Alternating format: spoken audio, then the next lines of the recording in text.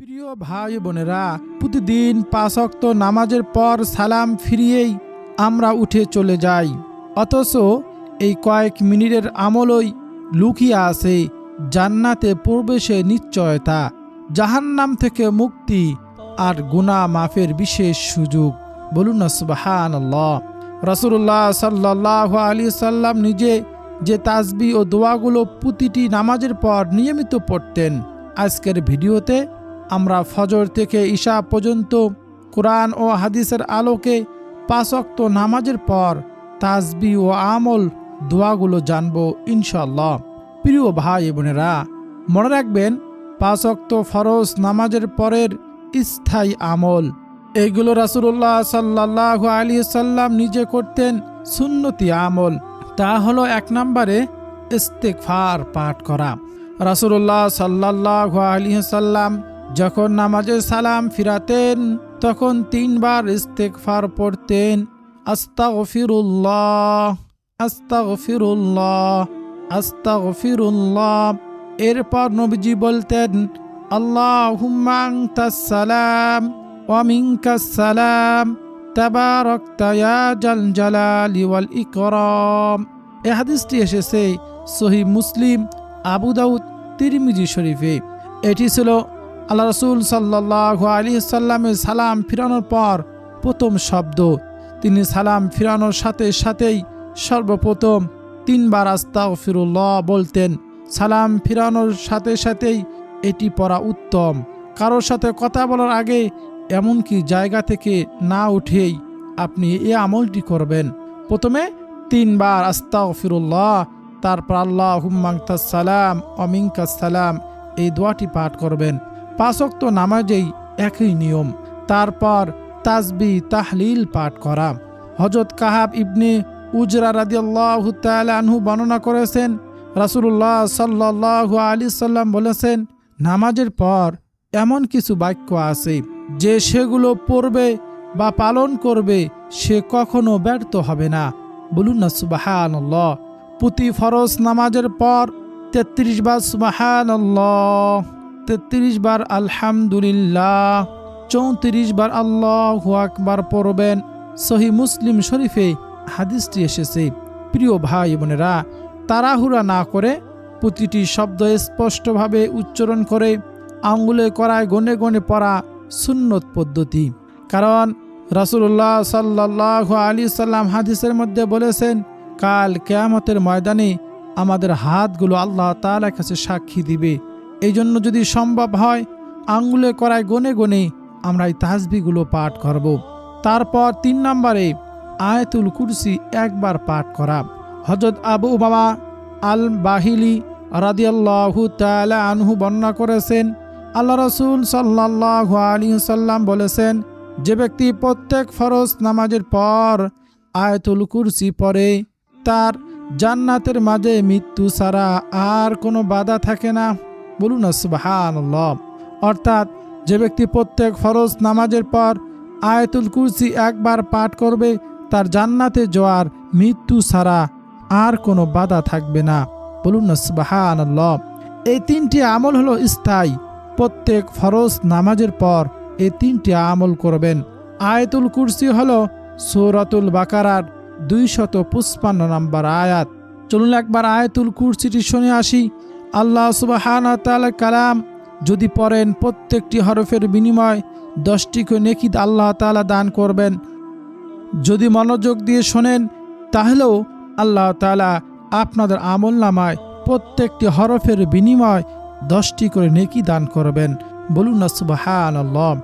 আয়াতুল কুরসিটি হলো, আউযু বিল্লাহি মিনাশ শাইতানির রাজীম, বিসমিল্লাহির রহমানির রহিম, আল্লাহু লা ইলাহা ইল্লা হুয়াল হাইয়ুল কাইয়্যুম, লা তাখুযুহু সিনাতুন ওয়ালা নাওম, লাহু মা ফিস সামাওয়াতি ওয়া মা ফিল আরদ, মান যাল্লাযী ইয়াশফা'ু ইনদাহু ইল্লা বিইযনিহি, يعلم ما بين أيديهم وما خلفهم ولا يحيطون بشيء من علمه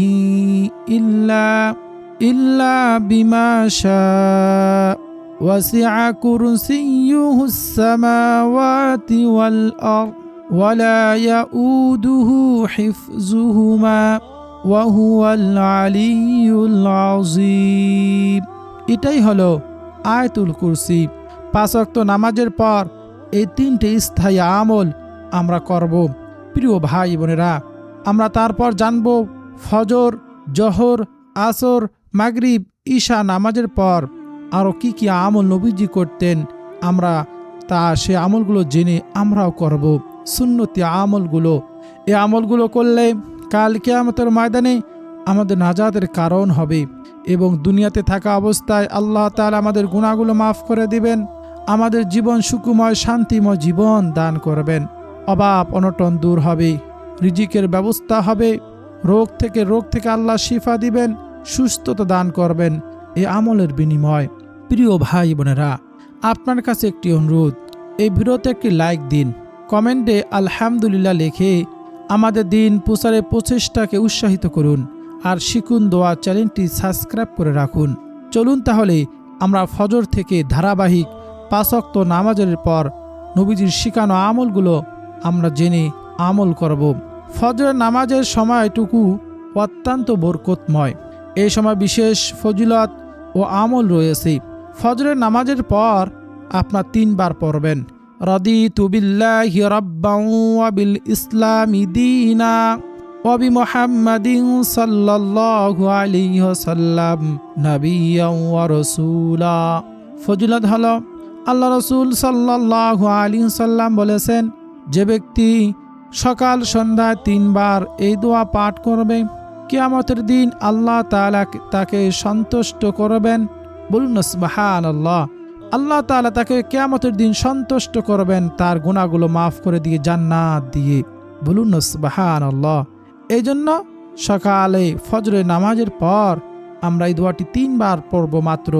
রাদিতু বিল্লাহি রাব্বান ওয়া বিল ইসলামি দীনা ওয়া বিমুহাম্মাদিন সাল্লাল্লাহু আলাইহি ওয়াসাল্লাম নাবিয়্যান ওয়া রাসূলা। হাদিসটি এসেছে তিরমিজি, ইবনে মাজাহ, আবু দাউদ শরীফে। তারপর ফজরের নামাজের পর 2 নম্বর আমলটি হলো সাইয়্যিদুল ইস্তিগফার পাঠ করা। আল্লাহ রাসূল সাল্লাল্লাহু আলাইহি ওয়াসাল্লাম বলেছেন, যদি কেউ দীর্ঘ বিশ্বাসের সঙ্গে সকালে একবার সাইয়্যিদুল ইস্তিগফার পাঠ করে, সে যদি সন্ধ্যা হওয়ার আগেই মৃত্যুবরণ করে তাহলে সে জান্নাতি হবে। আবার যদি কেউ সন্ধ্যাবেলা একবার পাঠ করে সকাল হওয়ার আগেই মারা যায় তাহলে সেও জান্নাতি হবে। বলুন না সুবহানাল্লাহি ওয়া বিহামদিহি। এই সাইয়্যিদুল ইস্তিগফারকে বলা হয় গুনাহ মাফের শ্রেষ্ঠ দোয়া, ইস্তিগফারের সর্দার। সাইয়্যিদুল ইস্তিগফারটি ফজরের নামাজের পর একবার পাঠ করব। আল্লাহুম্মা আনতা রাব্বি লা ইলাহা ইল্লা আনতা খলাকতানি ওয়া আনা আবদুকা ওয়া আনা আলা আহদিকা ওয়া ওয়া'দিকা মাস্তাতা'তু আউযু বিকা মিন শাররি মা সানা'তু আবুউ লাকা বিনি'মাতিকা আলাইয়া ওয়া আবুউ লাকা বিদামবি ফাগফিরলি ফাইন্নাহু লা ইয়াগফিরুয যুনুবা ইল্লা আনতা। এটাই হলো সেই সাইয়্যিদুল ইস্তিগফার। আপনারা দেখে দেখে বাংলা দিয়ে উচ্চারণ দিয়ে পড়তে পারবেন, আরবি না জানলে আর আরবি জানলে দেখে দেখে পড়তে পারবেন, কোনো অসুবিধা নেই। আল্লাহ তাআলা আমাদের সবাইকে যেন এই সাইয়্যিদুল ইস্তিগফার সকাল সন্ধ্যায় একবার করে পড়ার তৌফিক দান করেন। তারপর ফজরের নামাজের পর 3 বার পড়বেন বিসমিল্লাহিল্লাযী লা ইয়াদুররু মা'আসমিহি শাইউন ফিল আরদি ওয়ালা ফিস সামাই ওয়া হুয়াস সামিউল আলীম। এর ফজিলত হলো, প্রতিদিন সকাল সন্ধ্যায় যে ব্যক্তি এই দোয়া 3 বার পাঠ করবে কোনো কিছুই তার কোনো অনিষ্ট করতে পারবে না, অর্থাৎ ক্ষতি করতে পারবে না। বলুন না সুবহানাল্লাহ। আল্লাহ সুবহানাহু ওয়া তাআলা তাকে হেফাজত করবেন। তিরমিজি, ইবনে মাজাহ শরীফে হাদিসটি এসেছে। তারপর ফজরের নামাজের পর 3 বার পাঠ করবেন আল্লাহুম্মা ইন্নী আউযু বিকা মিনাল হাম্মি ওয়াল হাযান ওয়া আউযু বিকা মিনাল আজজি ওয়াল কাসালি ওয়া আউযু বিকা মিনাল জুবনি ওয়াল বুখলি ওয়া আউযু বিকা মিন গলাবাতিদ দাইনি ওয়া কাহরির রিজাল। এই দোয়াটি পাঠ করবেন। রাসূলুল্লাহ সাল্লাল্লাহু আলাইহি সাল্লাম এই দোয়াটি শিক্ষা দিয়ে হযরত আবু উমামা রাদিয়াল্লাহু তাআলা আনহুকে বললেন, তুমি সকাল সন্ধ্যা এই দোয়া পড়বে, আল্লাহ তোমার দুশ্চিন্তা দূর করবেন এবং তোমার কর্জ অর্থাৎ ঋণ পরিশোধ করার ব্যবস্থা করবেন। বলুন না সুবহানাল্লাহি ওয়া বিহামদিহি। প্রিয় ভাই বোনেরা, এই জন্য ঋণ পরিশোধের জন্য, দুশ্চিন্তা দূর করার জন্য 3 বার ফজরের নামাজের পর পাঠ করব। তারপর ফজর নামাজের পর 3 বার পড়বেন সুবহানাল্লাহি ওয়া বিহামদিহি আদা খালকিহি ওয়া রিদওয়ানা নাফসিহি ওয়া জিনাদা আরশিহি ওয়া মিদাদা কালিমাতি। এই দোয়াটি 3 বার পাঠ করবেন। এর ফজিলত হলো, ফজরের নামাজের পর 3 বার পড়লে ফজরের নামাজ যেখানে পড়েছেন সেখানে বসে তাস্তের নামাজ অর্ধ দিবস পর্যন্ত ইবাদত বন্দিকে লিপ্ত থাকার চেয়েও বেশি পরিমাণ সওয়াব লাভ করবে। মুসলিম শরীফের হাদিস। বলুন না সুবহানাল্লাহ। প্রিয় ভাই বোনেরা, এই জন্য এই দোয়াটি 3 বার পড়ব। তারপর সবচেয়ে গুরুত্বপূর্ণ, ফজরের নামাজের পর সূরা হাশরের শেষ 3 আয়াত তেলাওয়াত করব। প্রথমে আউযু বিল্লাহিস সামিউল আলিম মিনাশ শাইতানির রাজিম, এইভাবে 3 বার পাঠ করে বিসমিল্লাহ বলবো না। তারপর আমরা সূরা হাশরের শেষ 3 আয়াত তেলাওয়াত করব, হুয়াল্লাহুল্লাযী লা ইলাহা ইল্লাহু। এখান থেকে এই 3 আয়াত পাঠ করার ফজিলত হলো, যে ব্যক্তি এই আমল করবে আল্লাহ তাআলা তার জন্য 70,000 রহমতের ফেরেশতা নিযুক্ত করে দিবেন। তারা সন্ধ্যা পর্যন্ত পাঠকারীর জন্য রহমতের দোয়া করবে। সেদিন সে মারা গেলে শহীদের মৃত্যু হাসিল হবে। বলুন না সুবহানাল্লাহি ওয়া বিহামদি। যে ব্যক্তি সন্ধ্যায় এভাবে পাঠ করবে সেও সকাল পর্যন্ত এই মর্তবা ফজিলত লাভ করবে। তিরমিজি শরীফের হাদিস। বলুন না সুবহানাল্লাহ। প্রিয় ভাই বোনেরা, এই জন্য অবশ্যই সূরা হাশরের শেষ 3 আয়াত আমরা ফজরের নামাজের পর পাঠ করব। তারপর সুবহানাল্লাহি ওয়া বিহামদিহি 100 বার পড়ব। ফজিলত হলো, নবীজি সাল্লাল্লাহু আলাইহি সাল্লাম বলেছেন, যে ব্যক্তি দৈনিক 100 বার এই তাসবিহ পাঠ করবে তার পাপগুলো মুছে ফেলা হবে, যদিও তার সমুদ্রের ফেনারাশি সমানও হয়ে থাকে। সহিহ বুখারী শরীফের হাদিস। বলুন না সুবহানাল্লাহি ওয়া বিহামদিহি। প্রিয় ভাই বোনেরা, এই জন্য আমরা সুবহানাল্লাহি ওয়া বিহামদিহি ফজরের নামাজের পর 100 বার পাঠ করব।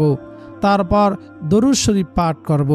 কি জন্য? হাদিসে এসেছে, নবীজি সাল্লাল্লাহু আলাইহি সাল্লাম বলেছেন, যে ব্যক্তি সকালে 10 বার, সন্ধ্যায় 10 বার দরুদ শরীফ পাঠ করবে, কাল কিয়ামতের ময়দানে, কঠিন হাসরের ময়দানে নবীজি তাকে শাফায়াত করে সুপারিশ করে আল্লাহ সুবহানাহু ওয়া তাআলা জান্নাতে নিয়ে যাবেন। বলুন না সুবহানাল্লাহ। সব থেকে ছোট দরুদ সাল্লাল্লাহু আলাইহি ওয়াসাল্লাম, সব থেকে শ্রেষ্ঠ দরুদ দরুদ ইব্রাহিম। তারপর জাহান্নাম থেকে মুক্তির দোয়াটি আমরা ফজরের নামাজের পর 7 বার পাঠ করব। আল্লাহুম্মা আজিরনি মিনান নার, হে আল্লাহ আমাকে জাহান্নাম থেকে রক্ষা করুন। আবু দাউদ শরীফে এই দোয়াটি এসেছে। প্রিয় ভাই বোনেরা, এতক্ষণ জানলাম ফজরের নামাজের পর এই আমলগুলো আমরা করব, নবীজি সুন্নতি আমল। তারপর জোহরের নামাজের পর তাসবিহ ও আমলগুলো আমরা জানব এবং করব। তা হলো, সালাম ফিরানোর পর ফজরের নামাজের মতোই 3 বার আস্তাগফিরুল্লাহ, তারপর 33 বার সুবহানাল্লাহ, 33 বার আলহামদুলিল্লাহ, 34 বার আল্লাহু আকবার আমরা পড়ব। তারপর আয়াতুল কুরসি 1 বার পড়ব, এরকম ফজরের নামাজের মতো। তারপর নিজের জন্য, পরিবারের জন্য, সকল মুসলিমের জন্য দোয়া করব। প্রিয় ভাই বোনেরা, তারপর আসরের নামাজের পর তাসবিহ ও আমল হলো, আসর নামাজের সময়টুকু জোহরের মতো। এখানেও ফরজ নামাজের পরের সাধারণ আমলগুলোই করতে হয়। সালাম ফিরানোর পর 3 বার আস্তাগফিরুল্লাহ, 33 বার সুবহানাল্লাহ, 33 বার আলহামদুলিল্লাহ, 34 বার আল্লাহু আকবার এবং আয়াতুল কুরসি 1 বার পড়ব। নিজের প্রয়োজন ও পরকালীন মুক্তির জন্য আল্লাহ সুবহানাহু ওয়া তাআলার কাছে দোয়া করব।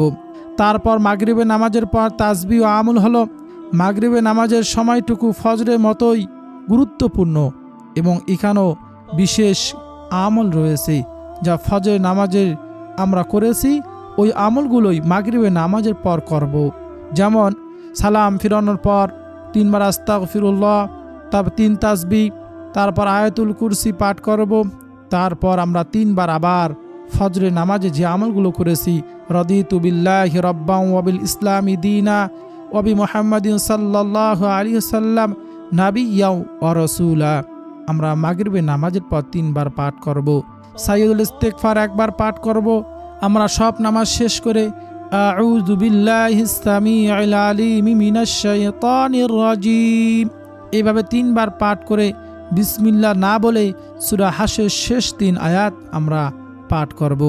তারপর জাহান্নাম থেকে মুক্তির দোয়াটি ফজরের সময় যেভাবে 7 বার পড়েছি তেমনিভাবে 7 বার পাঠ করব। আল্লাহুম্মা আজিরনি মিনান নার, এইভাবে আমরা মাগরিবের নামাজের পর আমলগুলো করব। তারপর সর্বশেষ ইশারের নামাজের তাসবিহ ও আমল হলো, ইশারের নামাজের জন্য বিশেষ কোনো সূরা নির্দিষ্ট নেই, তবে রাতে ঘুমানোর আগে আমলগুলো এখানে যুক্ত করা যায়। আমরা ফজর, জোহর, আসর, মাগরিবের নামাজের মতোই সালাম ফিরানোর পর 3 বার আস্তাগফিরুল্লাহ, তারপর 33 বার সুবহানাল্লাহ, 33 বার আলহামদুলিল্লাহ, 34 বার আল্লাহু আকবার, তারপর 1 বার আয়াতুল কুরসি পাঠ করব। তারপর ইশার নামাজ শেষ করে ঘুমানোর আগে অথবা নামাজ শেষে আমরা সূরা মুলুক তেলাওয়াত করব। রাসূলুল্লাহ সাল্লাল্লাহু আলাইহি সাল্লাম প্রতি রাতে ঘুমানোর আগে ইশারের নামাজের পর সূরা মুলুক পড়তেন। হাদিসে এসেছে সূরা মুলুক কবরে আযাব থেকে রক্ষা করে। তিরমিজি শরীফের হাদিস। ভয়ঙ্কর কবরে আযাব থেকে যদি রক্ষা পেতে চান, যেখানে কোনো টাকা পয়সা ক্ষমতা কোনো কিছুর পরিচয় খাটবে না, সেখানে এই সূরা মুলুক আপনার আমার উপকারে আসবে, ঢাল স্বরূপ দাঁড়াবে। এই জন্য ইশারের নামাজের পর সূরা মুলুক তেলাওয়াত করা। আর এক হাদিসে এসেছে কোরআনে এমন একটি সূরা আছে মাত্র 30 আয়াতের, যা তা পাঠকারীর জন্য সুপারিশ করবে এবং তাকে ক্ষমা করিয়েই ছাড়বে। বলুন না সুবহানাল্লাহি ওয়া বিহামদিহি। আবু দাউদ ও তিরমিজি শরীফের হাদিস। সেই সূরাটি হলো সূরা মুলুক। তাবারাকাল্লাযী বিয়াদিহিল মুলক ওয়া হুয়া আলা কুল্লি শাইইন কাদির। প্রতি রাতে ইশারের নামাজের পর ঘুমানোর আগে 5-7 মিনিট সময় ব্যয় করে যদি এই সূরাটি পাঠ করতে পারেন, প্রিয় ভাই বোনেরা, যতদিন শিখেন নাই, যদি না পারেন তেলাওয়াত শুনবেন, তাহলে আল্লাহ তাআলা আপনাকে কবর আযাব থেকে রক্ষা করবেন। আল্লাহ তাআলা কতটা দয়ালু একটু ভাবুন, চিন্তা করুন। তিনি জানেন আমরা সবাই রাতে দীর্ঘ সময় ইবাদত করতে পারবো না, তাই তিনি এমন কিছু সহজ আমল দিয়েছেন যা মুখে বলতে সহজ কিন্তু সব বিশাল। বলুন না সুবহানাল্লাহ। এই সূরা পড়া বাধ্যতামূলক নয়, তবে রাতে ঘুমানোর আগে ইশারের নামাজের পর সূরা মুলুক, সাজদা, সূরা ইখলাস, সূরা ফালাক, নাস ইত্যাদি পড়া বিশেষ ফজিলত রয়েছে। নবীজির সুন্নতি আমল এগুলো আমরা যদি করতে পারি, দুনিয়া আখেরাত আমাদের সুখময় শান্তিময় হবে। প্রিয় ভাই বোনেরা, এই জন্য অবশ্যই আমল করব। তারপর উজু করে রাতে ঘুমানো। সারা রাত ফেরেশতারা আপনার জন্য মাগফিরাতের দোয়া করতে থাকে। ঘুমানোর আগে যদি উজু করে ঘুমাতে পারি আমরা। তারপর ঘুমানোর আগে কয়েকটি আমলের কথা বলি, যেহেতু ইশারের নামাজের পর ঘুমানোর আমলগুলো ইশারের নামাজের সাথে তারপরে আমলের সংযুক্ত। হযরত আম্মা জান আয়েশা রাদিয়াল্লাহু তাআলা আনহা বলেন, নবীজি প্রতি রাতে ঘুমানোর আগে 2 হাতের তালু একত্রিত করে সূরা ইখলাস, সূরা ফালাক ও নাস পরে হাতের তালুতে ফু দিতেন। তারপর মাথা থেকে শুরু করে সারা শরীর হাত বুলিয়ে দিতেন যতটুকু সম্ভব।